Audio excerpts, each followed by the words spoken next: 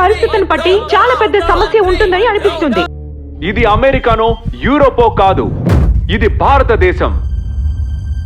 నాకు కావాల్సింది మీ సైలెన్స్ కాదు, ఆన్సర్ కావాలి.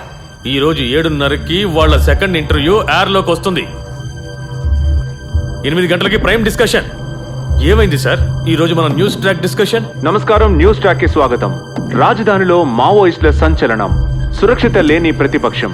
అతని స్థానంలో నేనుంటే నేను ఇలాగ మాట్లాడతాను. డబ్బు పెట్టిన వాడు లాభాలు ఎదురు చూస్తాడు. ఈ రోజు టీవీలో వచ్చే న్యూసే రేపు పత్రికలో వస్తుంది. ఇది బెడ్ జర్నలిజం కాలం. ఫస్ట్ నేరాల్ని చూపించాలి, తర్వాతే కారణాలు చూపించాలి. ఇలా పబ్లిక్ గా వచ్చి కూర్చుని ఇలా అసహ్యంగా మాట్లాడుతున్నారు. మీకు మీరు మనసులో అనుకుంటూ ఉండొచ్చు, నేనే ఈ ఛానల్ కి మహేష్ బాబుని, అల్లు అర్జున్ని అని. చంద్రప్రకాష్, నీ ప్రకాశం మొత్తం పోయింది. మీరు తక్కువ అంచనా వేయకండి. నాకు రాజకీయాలంటే పెద్దగా ఇంట్రెస్ట్ లేదు.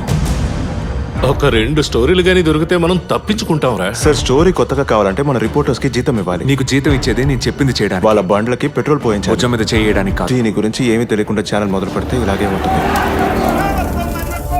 చెప్తే చెప్పనివ్వు. ఒక దాంట్లో తండ్రి చనిపోయాడో చెప్తారు, ఇంకో ఛానల్లో తల్లి చనిపోయింది అని చెప్తారు. ఛానల్ వాళ్ళు ఎప్పుడు అంతేగా. I want dirt. సిపి ఏదేమైనా అతనికి ఎథిక్స్ అంటూ లేవు కదా. మేము ఎథిక్స్ తో పనిచేయడానికి మాక్సిమం ట్రై చేస్తూనే ఉన్నాం మేడం.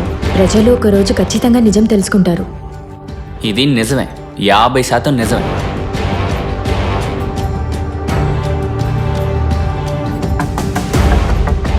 మనం అప్పీల్ చేసి డిస్ట్రిక్ట్ కోర్టుకు వెళ్ళినా వాళ్ళు అసలు తీసుకో. నేను వాడి ఇంటి ముందు ఎలాగైనా షో చేసి తీరాలి.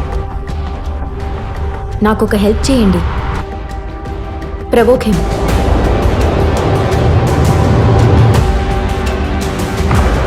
Stop it!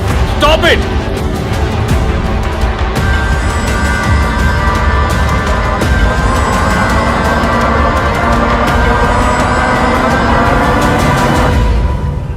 MT Vasudeva Naidu, KG Sankaradeva Pillai, P Govinda Pillai, MP Narayana Pillai, Thakazhi Sivasankar Pillai.